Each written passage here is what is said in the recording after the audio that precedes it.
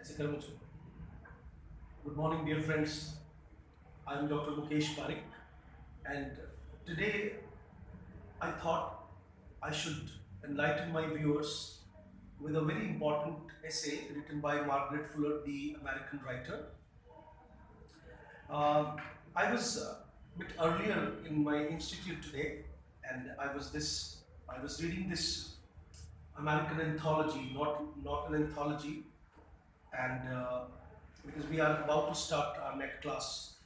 Um, this American literature in my net class. So I was just reading some important points, and I came across this Margaret Fuller's essay, and I thought, let me make a very small video.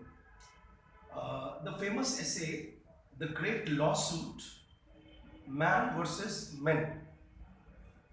I should explain the title.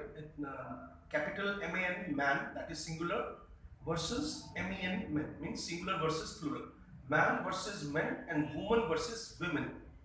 Singular woman and plural women. So this is the title of the essay. I repeat the title for the benefit of the students. The Great Lawsuit: Man versus Men and Woman versus Women. Now what she's talking about in this, I have noticed certain points in that. Let me give you an overview of the essay. As we all know that Margaret Fuller was under the influence of Emerson, and she's a feminist, and a very different kind of feminist, where she has argued that as such there is no difference between a man and a woman. And the most important point which we can learn from this essay is that because mostly whenever I teach, students come to know that how a particular feminist writer is different from the other feminist writer.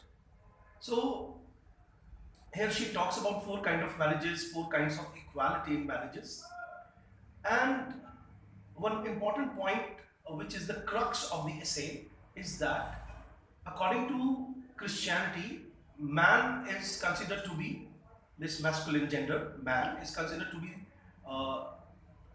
achieving a kind of enlightenment, and he will be one with God uh, along with the increase of his enlightenment.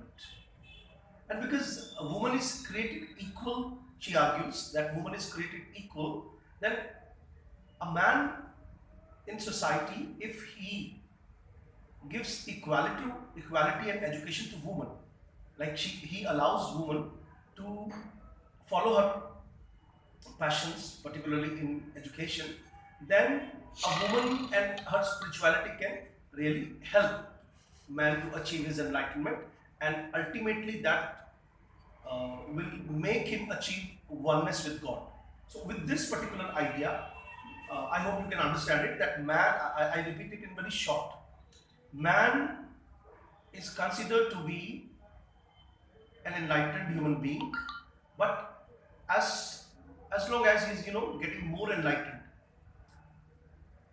keeping woman aside, Margaret Fuller argues that it is not possible to get enlightenment by relegating 50%, the complete half of the humanity, that is women, unenlightened. By doing this, man cannot achieve full enlightenment. So she argues in the essay that if man allows woman to get educated, a woman can help him to achieve enlightenment. So the purpose of Fuller's essay is to explore the theological notion. So what I was talking about, which struck my mind, which drew me towards this essay, was that she has touched upon the theological notion, that is the religious notion, that man will inherit the earth once man's conscience is enlightened and he comes to fully experience divine love. Fuller explains that contemporary culture is asleep to divine love, but that it has the power to awaken. She claims that man cannot currently obtain a state of perfection due to his selfish urges. So this is the main point of the essay, that man can achieve divine love, but because he is indulged into the selfish where he has controlled a woman. So that power to awake fully is not possible without the help of women. She claims that man cannot currently obtain a state of perfection due to his selfish urges. Despite this, she argues man is capable of reaching a new level of enlightenment if he realizes the power of women. Now she links this barbarism of Western man, particularly American man, with or this kind of inequality. He says that American man has learned it from Europe. She says, what do women and indigenous people have in common? So she has compared aborigines, that is the indigenous people of America, the Red Indians, when we call them, and women together. Because these European people, when they came down to America, they controlled nature, they controlled women, they controlled the Aboriginal people. So now she is drawing a parallel between women and Aborigine. She says they are both oppressed by patriarchal society, according to Fuller. The author explains that America's colonial history has obstructed the path towards gender equality.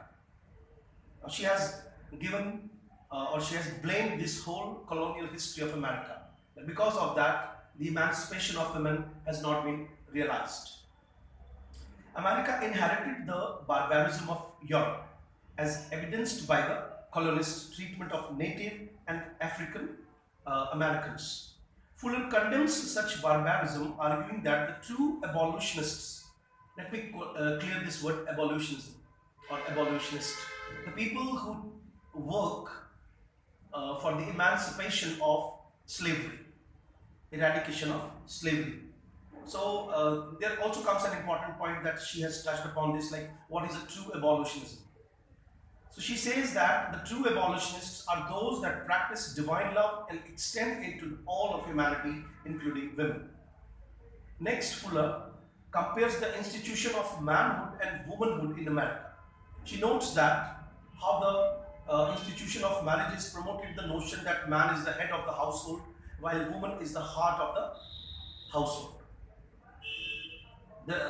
Problematically, this notion has cast women as inferior, who are no greater than children. If women were capable of achieving self-dependence, she would find more fulfillment.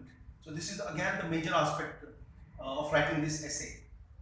Further, men would benefit if women were allowed to cultivate their gifts and talents. Fuller argues that women need access to education, intellectual freedom in order to achieve this for their sex, for their gender. Kindly don't get confused when I speak sex and gender, because some students get confused in sex and gender. It means it is complete, as Simone de Beauvoir has said, a complete, the second sex. Sometimes, half of the humanity, the women, are called the second sex. So, and then in the essay, she talks about 4 kinds of marriage and call to action. I read it for you. In the essay, Fuller also ranks 4 different kinds of marriage in ascending order. The first is household partnership, which means an arrangement of convenience. Second is mutual idolatry. It occurs when the man and woman find perfection in each other to the execution of the rest of the world. Third, intellectual companionship based on mutual trust and respect. And the fourth one is religious union. The highest form of marriage combines all of the other traits. Men and women are equals on a pilgrimage towards a common shrine. It is important to note that Margaret Fuller uses the term religious to mean spiritual, as I earlier said in this video. So let us come to the end of this session. Fuller claims that women and men are the same in their souls, and thus women need to develop their intellectual and spiritual resources just as men do. Now, this is the major logical argument. Fuller concludes her essay by arguing that for a true union between man and woman, each person must be allowed to exist as an individual. She calls on women to teach by example, becoming self-dependent so that others may imitate them. So I have read my points from this essay, and I hope that my students would be benefited by listening and re-listening to this video, watching it, re-watching it again. And when I read the essay, I just uh, took a gist, wrote it, and then I read it from my phone. Thank you very much.